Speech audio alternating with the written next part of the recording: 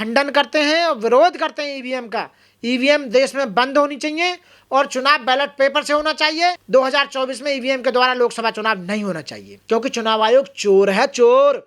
वो चोर किसने अपॉइंट करे हैं? प्रधानमंत्री ने, बीजेपी सरकार ने। इसलिए बीजेपी सरकार बार बार जीत के आ रही है ईवीएम में गड़बड़ी से, क्योंकि जब ईवीएम उनके पास में है तो असली लोकतंत्र की हत्या हो रही है। असली लोकतंत्र की हत्या है। यदि संविधान को और लोकतंत्र को बचाना है तो बैलेट पेपर से चुनाव कराना ही होगा देश के अंदर। चुनाव आयोग तो चोर है ना, हम तो पहले बता रहे हैं, चोर कह रहे हैं ना इस बात को चोर कह रहे हैं कि ये मशीन बिल्कुल सही है। हम ये साबित करके दिखा रहे हैं कि ये मशीन सही नहीं है, ये मशीन भी चोरी तुम्हारी तरह चोर है। ये भी हम वोट किसको देते हैं? वोट पहुंचती भाजपा के खाते में। ऐसा क्यों हो रहा है भाई? पूरी जनता खिलाफ है भाजपा के, पूरे स्टूडेंट खिलाफ हैं, नौजवान, जवान, कृषक, महिलाएं, सब तो उनके खिलाफ हैं, लेकिन फिर भी जीत रहे हैं भाई। ऐसा क्यों? तो इसका मतलब है कि ईवीएम में चोरी की जा रही है वोटों की। तो ईवीएम की इसलिए हटाने की डिमांड हो रही है। जितने भी दुनिया के माने लोकतंत्र हैं, उन लोकतंत्रों में बैलेट से चुनाव हो रहा है ना। ईवीएम फेल हो गई है क्योंकि वहाँ ईवीएम कामयाब नहीं थी, ईवीएम में चोरी होती थी, तभी तो ईवीएम हटाई। तो इसलिए यहाँ से ईवीएम, जब सब देशों से ईवीएम हटा दी तो भारत में ईवीएम लगाई गई। भाई हम तो ये चाहते हैं कि ईवीएम हटे और जो बैलेट पेपर से चुनाव हो। जनता को यह विश्वास होने लगे कि ईवीएम में गड़बड़ है, ईवीएम में प्रॉब्लम्स हैं, तो ईवीएम हटाकर आपको बैलेट पेपर से चुनाव कराना चाहिए।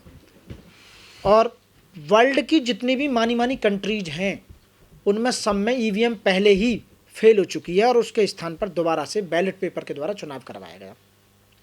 तो फिर भारत में भी जब मांग है, जनता डिमांड कर रही है कि भारत में ईवीएम बैन हो और बैलेट पेपर से चुनाव हो, तो फिर क्यों ना बिल्कुल साफ शुद्ध तरीके से बैलेट पेपर से चुनाव भारत में कराया जाए।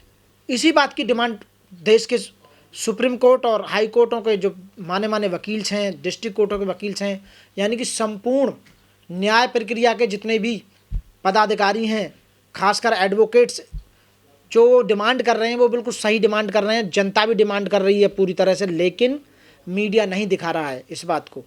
तो मेरा मानना है तो फिर इसमें कोई प्रॉब्लम नहीं आनी चाहिए। तो ईवीएम बैन करके, और वो ये साबित करके दिखा रहे हैं कि ईवीएम में गड़बड़ी किस तरह से होती है। उनके इंजीनियर्स हैं, उनके लोग हैं जो इस बात को साबित करके दिखा सकते हैं कि ईवीएम में गड़बड़ करके जीता जा सकता है, उसे छेड़खानी की जा सकती है ईवीएम के साथ। तो फिर बैलेट से क्यों नहीं करवा रहे? बैलेट से उससे दूध का दूध और पानी का पानी क्लियर हो जाएगी। उससे ये पता लग जाएगी कि बहुजन समाज पार्टी या भारतीय जनता पार्टी या समाजवादी पार्टी या कांग्रेस या अलायंस जितने भी हैं, किस किस की कितनी कितनी वोट है, क्लियर होकर आ जाएगी, पता लग जाएगी। और उसका रिकॉर्ड भी होगा।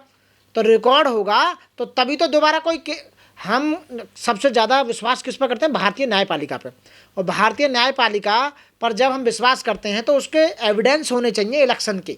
तो जो बैलेट पेपर है वो एविडेंस होगा, उसे दोबारा रिकाउंट किया जा सकता है, कोर्ट के सामने उनको जांचा जा सकता है कि कितनी वोट किस प्रत्याशी को मिली है। अब तो यही नहीं पता चलता कि किस प्रत्याशी को वोट, हमारी जो वोट है, हम वोट डालने वाले हैं, हमें यही नहीं पता हम डाल किसको रहे हैं, हमारी जा किसके लिए रही है वोट। लेकिन कुछ लोग कहते हैं कि आपकी हार की बौखलाहट होती है, आप ईवीएम को इसलिए विरोध करते हैं। तो हार की बौखलाहट हो तो हार के बैठ तो गए, तो उसके बाद में ईवीएम में प्रॉब्लम क्या आ रही है तुम्हें बंद करने में? अभी हमने 150 मशीनें 50 मशीनें ईवीएम चुनाव आयोग से मांगी कि आप अपनी मशीनें दीजिए और हम उनमें छेड़खानी करके उनमें वोटिंग का जिस तरह से आप जो है मैनिपुलेट करते हैं उस तरह से करके हम बताते हैं कि कैसे ईवीएम में प्रॉब्लम क्रिएट होती है, वोट किसको जाती है और किसको जाती है, कौन किसे जिताते हैं। लेकिन चुनाव आयोग ने नहीं सुनी। यदि ईवीएम में गड़बड़ी है तो जो राजनीतिक दल हैं विपक्ष के, वो सड़क पर क्यों नहीं उतरते हैं? बिल्कुल आ रहे हैं, आएंगे, डेफिनेटली आएंगे। अभी तो राजनीतिक दलों से बड़ी क्या जनता, भारत की जनता सबसे ज़्यादा बड़ी है। हम भारत के लोग भारत को एक संपूर्ण प्रभुत्व राज्य, संपन्न समाजवादी लोकतंत्र गणराज्य बनाने के लिए तथा उस भारत के नागरिकों को उनके अधिकार सब दिलाने के लिए संविधान की कसम या वो जब भी तो खाते हैं। आप बताइए, भारत में जनता सर्वोपरि है, जनता सुप्रीम है, जनता ज़्यादा। तो जनता जब मांग कर रही है, भाई पॉलिटिकल जितने भी पार्टी हैं मत करो, लेकिन जनता कर रही है ना, मांग रहे हैं ना कि ये ईवीएम हटनी चाहिए, तो ईवीएम हटनी चाहिए भाई। तो जनता को सुप्रीम कोर्ट जाना चाहिए या फिर वहां जाए चुनाव? सुप्रीम कोर्ट भी जाएंगे। जब नहीं सुनेंगे, चुनाव आयोग जा रहे हैं, चुनाव आयोग नहीं सुना कि सुप्रीम कोर्ट जाएंगे चुनाव आयोग के खिलाफ। जब चुनाव आयोग के खिलाफ सुप्रीम कोर्ट जाएंगे तो जब ही तो पता चलेगी, जब तो वो हटेगी उसी के द्वारा। यदि ईवीएम में गड़बड़ है तो देशों दुनिया की एजेंसीज हैं, बहुत सारे वैज्ञानिक हैं, साइंटिस्ट हैं, ये साबित भंडाफोड़ क्यों नहीं करते? ये साबित हो चुका है कि ईवीएम चुराई गई, ईवीएम इधर उधर पाई गई, ईवीएम में घोटाला करा गया, ईवीएम में छेड़खानी की गई। बार बार ईवीएम में जीत कर बहुमत साबित करते हैं झूठा, क्योंकि उसमें बाद में रिकॉर्ड नहीं होता उसका किसको कितनी वोट गई है। जब वीवीपैट है वो भी फेल है उनकी, तो हम वीवीपैट की बात नहीं करते, हम ईवीएम को बैन की मांग करते हैं, ईवीएम हटाने की मांग करते हैं और उसकी जगह बैलेट पेपर की मांग करते हैं। तो बैलेट पेपर से चुनाव कराने में क्या प्रॉब्लम आ रही है चुनाव आयोग को भाई? लेकिन ईवीएम से जल्दी रिजल्ट आ जाते हैं। बात रिजल्ट जल्दी किसे है भाई?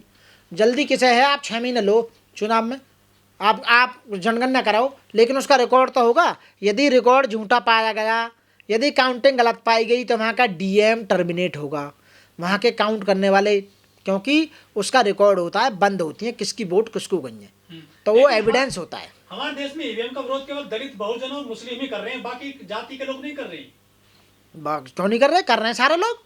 जो लोग हार रहे हैं ईवीएम से, दूसरी जाति के लोग क्या वो नहीं कर रहे? पंडित ब्राह्मण बनिया नहीं कर रहे? खूब कर रहे हैं, सब कर रहे हैं। ईवीएम हटनी चाहिए, जन जन बच्चा कर रहा है ईवीएम, और पूरे गली गली में शोर है चुनाव आयोग चोर है, ईवीएम में गड़बड़ी हो रही है, आपको पता नहीं है। और क्या करेंगे? बार बार जैसे रोलट एक्ट की खिलाफ में हिंदुस्तानी जलियांवाले बाग में एजिटेशन कर रहे थे, तो ऐसे ही दिल्ली में एजिटेशन हो रहा था, इन पर लाठीचार्ज कराई जा रही है, वहां गोली बरसाई गई थी अंग्रेजों के द्वारा ब्रिटिश गवर्नमेंट में।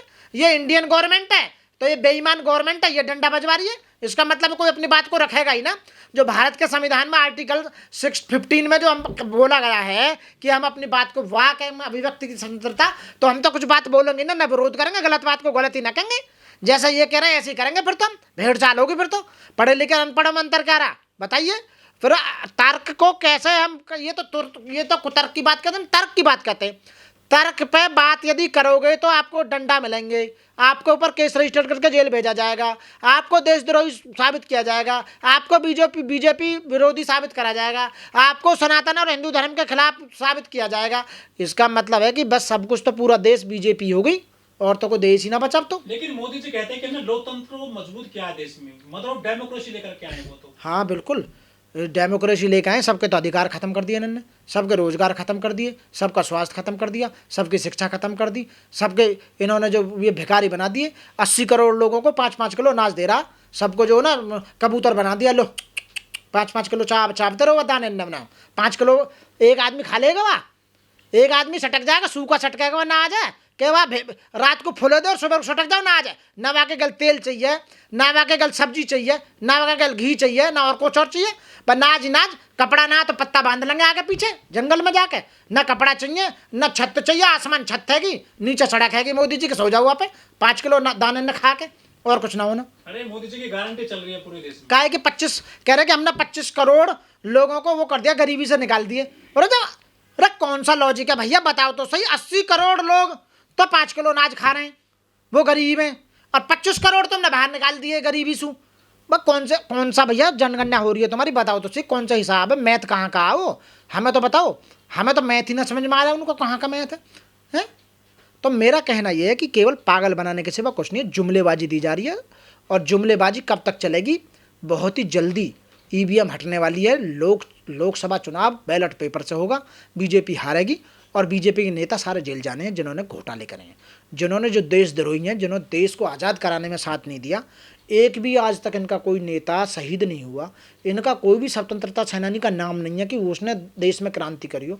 सारे जितने भी करी वो कांग्रेस की गवर्नमेंट के ज़माने में, सारे बनाए हुए 70 साल के संवैधानिक इंस्टीट्यूट सब खत्म कर दिए गए, बेच दिए गए, देश को बर्बादी के सिवा गर्त में झोंक दिया गया और कुछ नहीं है। और अब अपनी 10 साल की नाकामयाबियों को भगवान राम के ऊपर चपेट दिया, भगवान राम की मूर्ति में फेंक दिया, सबके सब वायु में पेल दिया सब है, क्योंकि सब भगवान राम के नाम का, कोई भगवान तो सुबह उठते लोग राम नाम करते हैं, जब कोई मर जाता है तो राम नाम सत्य करते हैं सुबह से शाम तक, और हर साल जो रामलीला देखते हैं। तो राम के नाम पे जो है ना, ये केवल कुछ नहीं ढकोसलेबाजी है, अपनी नाकामयाबियों को छिपाने का काम है, लेकिन जल्दी नहीं छिपने वाली, सबको पता लग चुकी है।